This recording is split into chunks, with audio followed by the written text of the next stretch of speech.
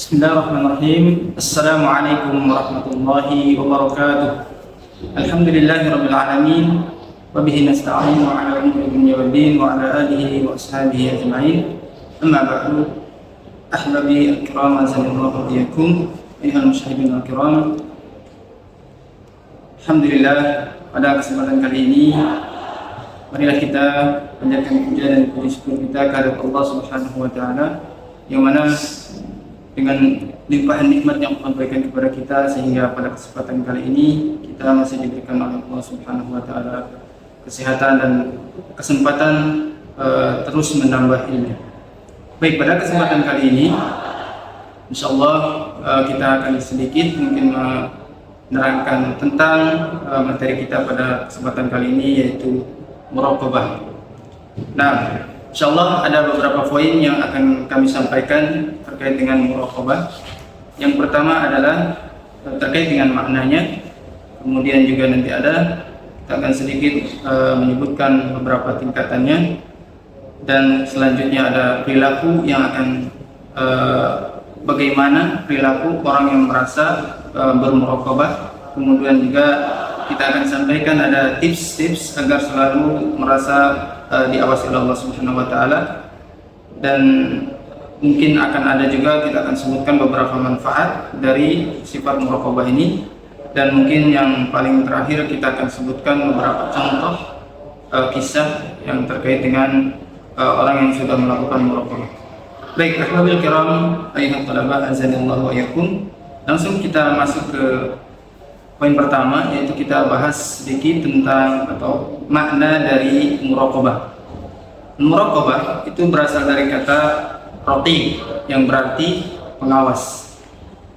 Dan sebenarnya berarti untuk secara makna muraqabah adalah sadar sepenuhnya bahwa Allah Subhanahu wa taala selalu mengawasi dan mengetahui segala perbuatan, perkataan, bahkan bisikan hati manusia. Allah Subhanahu wa taala berfirman dalam surat Al-Hadid, Allah taala, wa huwa ma'akum aina ma kuntum wallahu bima ta'maluna basir.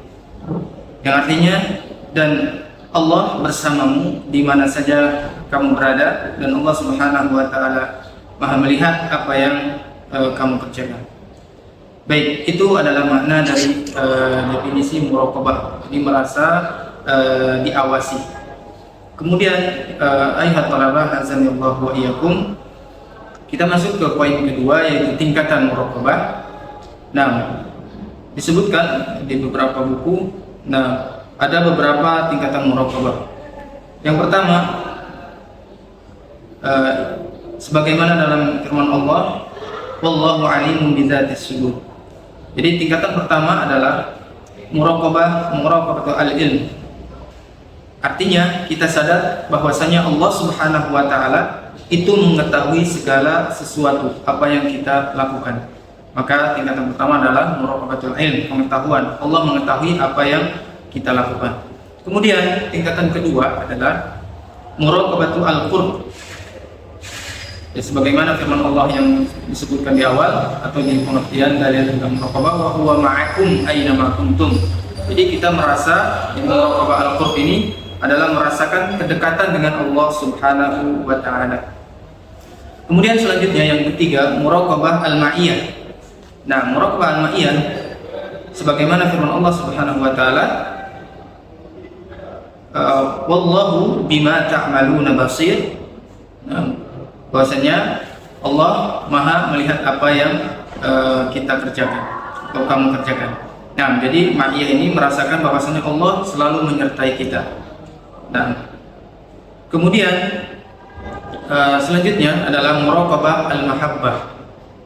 Nah, muraqabah al-mahabbah itu kita merasakan bahwasanya dengan kecintaan dan ketulusan kita kepada Allah Subhanahu wa taala, maka Allah akan terus memperhatikan kita, jika apalagi kalau ditambah dengan kita cinta kepada Allah Subhanahu wa taala. Karena orang yang mencintai biasanya selalu memperhatikan yang dicintainya.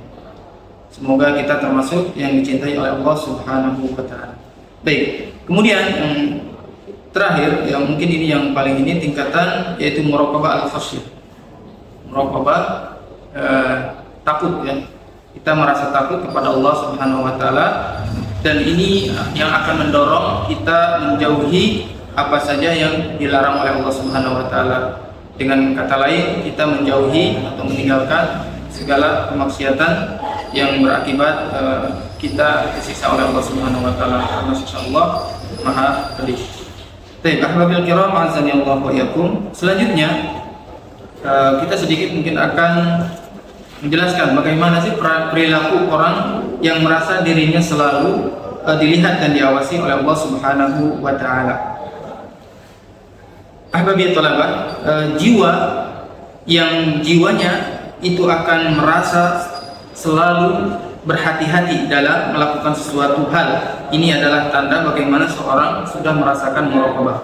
Ia akan memilih perbuatan yang baik dan akan menjauhkan dirinya dari perbuatan yang tercela, yang pastinya adalah perkara-perkara yang dilarang oleh Allah Subhanahu wa taala. Dan dia pun akan senantiasa memilih jalan yang selamat, yaitu jalan yang semua yang diridhai oleh Allah Subhanahu wa taala. Jika itu makanan atau perbuatan, maka sesuatu yang tidak ada larangan dari Allah Subhanahu wa taala. Akan memilih jalan yang halal dari jalan yang haram, dan akan berusaha keras untuk meninggalkan hal-hal yang dilarang atau hal-hal yang haram. Sejatinya ikhwan, ahbabi thalabah, kita akan sadar ataupun tidak, sebenarnya Allah Subhanahu wa taala selalu mengawasi dan memperhatikan gerak-gerik kita. Nah, apa saja yang kita lakukan, baik itu yang terlihat oleh mata kita ataupun sebenarnya yang berada dalam benak kita atau pikiran kita, bahkan hati kita, Allah Subhanahu wa taala melihat kita, mengetahui. Tapi sayangnya tidak semua orang memahami hakikat ini. Banyak orang yang bahkan lupa dan pura-pura lupa bahwa ia sedang diawasi oleh Allah Subhanahu wa taala. Sehingga kita tidak heran banyak orang yang terjerumus pada jeratan dosa karena berkubang dalam kemaksiatan. Karena kita punya dua musuh yang berat ya, yang perlu kita sadari bahwasanya dua musuh ini selalu mengintai kita, yaitu syaitan dan juga hawa nafsu yang mengajak kepada keburukan. Oleh karena itu, agar kita bisa menjaga diri dari perbuatan dosa, maka kita harus merenungkan diri kita, ya, menjauhkan muhasabah dan sebagainya. Itu akan mendekatkan diri kita kepada Allah Subhanahu wa taala. Baik, selanjutnya Allah itu adalah singkat terkait dengan orang-orang yang sudah memiliki sedikit perilaku yang muraqabah. Kemudian ayat talabah sanallahu wa iyyakum wa ayyuhal muslimin ada beberapa tips yang insyaallah kita akan sebutkan, beberapa tips agar kita selalu merasa diawasi oleh Allah Subhanahu wa taala. Nah, memang merasa selalu diawasi oleh Allah Subhanahu wa taala atau muraqabah ini perlu dilatih. Ya, jelas sesuatu ini perlu dilatih. Namun selama kita memiliki niat yang ikhlas dan tekad yang kuat untuk menjadi muslim yang baik, maka insyaallah Allah akan bantu dan Allah akan bimbing kita. Baik, pada kesempatan ini beberapa tips kita akan sebutkan bahwasanya jika kita lakukan ini, insyaallah muraqabah kita atau kita selalu merasa diawasi Allah akan kuat dan akan terus kita latih. Pertama, ahbabi thalabah, yaitu menambah ilmu agama. Ini sangat penting karena dengan kita menambah ilmu agama, maka muraqabah ini akan lebih benar-benar dengan ilmu. Nah, menambah ilmu ibarat cahaya, karena ilmu ini adalah cahaya. Ia akan menerangi kita dalam kegelapan. Jika seseorang ingin mendekatkan kepadanya, maka kondisi muraqabah ini harus terus bertambah dengan ilmu. Banyak buku-buku ya seputar muraqabah ini dibaca. Kemudian juga ceramah-ceramah atau kajian-kajian terkait dengan muraqabah banyak. Tinggal kita maunya. Dan ini menambah terus menerus, insya Allah akan membantu kita untuk terus meningkatkan bahwasanya kita selalu diawasi oleh Allah Subhanahu wa taala. Kemudian selain dari menambah ilmu, tak kalah penting ini adalah yang kedua, berkumpul dengan orang-orang soleh.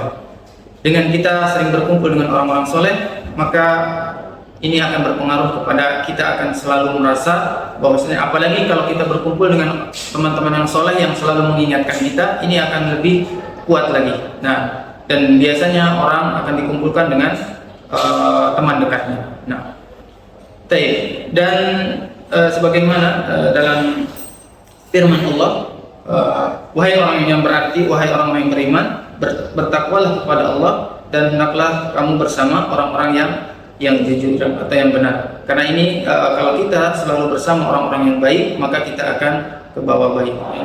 Sebagaimana dalam hadis Nabi bahwasanya permisalan orang yang bersahabat atau dengan duduk-duduk dengan orang soleh, maka dia akan kebagian kebaikannya. Baik, kemudian tips yang ketiga yaitu memperbanyak doa. Ini tak kalah penting karena kita silahul mukmin ya, doa, maka selalu berdoa kepada Allah Subhanahu wa taala agar kita selalu diberikan oleh Allah Subhanahu wa taala dalam ketaatan dan dijauhkan dari kemaksiatan. Kemudian Babi, jangan lupa juga bahwasanya ada kalau kita ingin selalu muraqabah, maka terus zikir dan tafakkur, selalu mengingat bahwasanya Allah Subhanahu wa taala tahu apa saja kegiatan kita dalam sehari-hari kita. Kemudian juga merenungkan ciptaan Allah Subhanahu wa taala, membersamainya dan selalu melihat bahwasanya apa yang ada di dunia ini adalah ciptaan Allah Subhanahu wa taala. Dan yang paling penting yaitu muraqabah. Ini adalah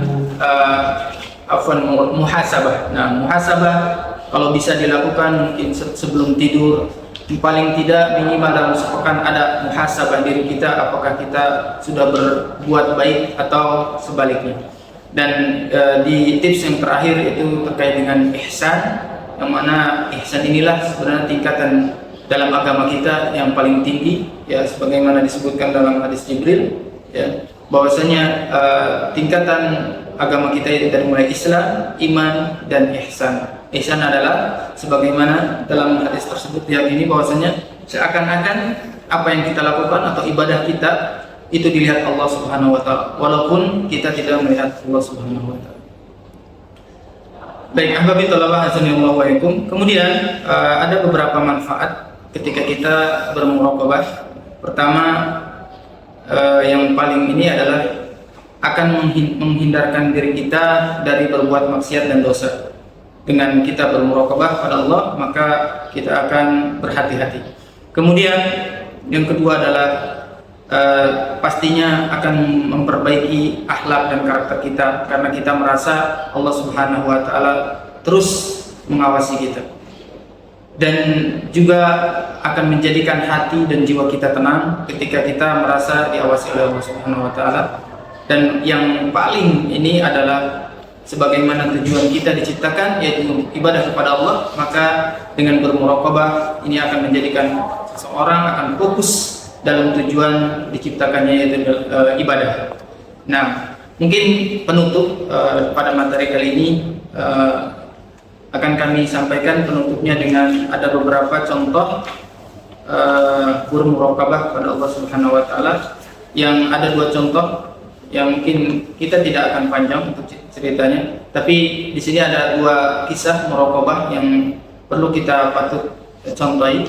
Yang pertama adalah sebagaimana kita tahu di dalam surat Yusuf, dan kisah Nabi Yusuf sudah sangat ini, maka kisah yang atau contoh pertama adalah yaitu Nabi Yusuf alaihissalam. Bagaimana beliau ketika diuji oleh Allah Subhanahu wa taala dengan fitnah, beliau sampai hampir terjatuh dengan fitnah tersebut, karena ini fitnah besar ketika beliau dihadapkan dengan perkara yang dilarang oleh Allah Subhanahu wa taala.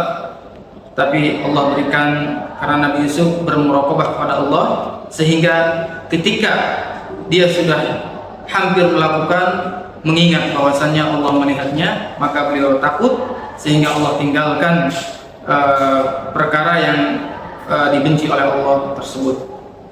Mungkin semuanya sudah tahu bahwasanya dahulu ketika Nabi Yusuf alaihissalam dibesarkan oleh seorang wazir di Mesirnya, kemudian memiliki istri, dan istri inilah yang istri wazir ini yang menggoda Nabi Yusuf, yang hampir Nabi Yusuf tergoda. Tapi Allah jaga nabinya sehingga terus bermuraqabah kepada Allah, sehingga beliau terhindar dari perbuatan maksiat. Kemudian contoh yang kedua Dan ini juga mungkin kisah yang tidak asing ya di masyarakat atau di kalangan para thalibul ilmi apalagi, yaitu kisah Khalifah Umar bin Khattab radhiyallahu anhu. Pada suatu malam Khalifah Umar itu berkeliling di malam hari. Kemudian tiba-tiba beliau mendengar suara di balik sebuah rumah. Nah, ada seorang ibu dan anak perempuannya, yang mana mereka berdua adalah pedagang susu. Sang ibu menyuruh anaknya, gadisnya, mencampur susu dengan air. Kenapa ibunya ini menyuruh mencampur susu dengan air? Karena masyarakat atau orang-orang yang menjual susu di situ juga sama melakukan ini, sehingga ibunya ini ke bawah. Tapi alangkah kagetnya Umar juga ketika mendengar jawaban gadis ini ketika disuruh mencampur susu dengan air ini. Gadisnya malah menolak dengan alasan apa? Alasan yang diungkapkan oleh anak gadisnya ini adalah, katanya Umar melarang untuk mencampur susu dengan air, dan ini juga emang perilaku yang tidak baik. Nah, tapi sang ibundanya berkata, tapi Khalifah Umar itu tidak melihat apa yang dilakukan kita. Apa jawaban gadis tersebut atau anaknya tersebut? Jawabannya sungguh membuat Umar terkejut. Jawabannya adalah, nah, Khalifah Umar tidak melihat kita, tapi Allah Subhanahu wa Ta'ala, Allahnya Umar itu pasti melihat kita. Maka keesokan harinya ketika Umar pulang dan langsung menyuruh salah seorang anaknya untuk menemui atau menemui rumah tersebut ya, dan langsung menyuruhnya untuk menikahi gadis yang tadi malam beliau dengarkan perkataannya. Dan dari jalur inilah yang akan lahir seorang khalifah yang masya Allah masyhur ya, Umar bin Abdul Aziz. Tapi mungkin itu pada kesempatan kali ini terkait muraqabah. Semoga sebelum kita tutup apa yang sudah kami sampaikan terkait muraqabah bisa kita ambil hikmah dan kita terapkan dalam kehidupan kita sehari-hari. Barakallahu fikum wa jazakumullahu khairan. Assalamualaikum warahmatullahi wabarakatuh.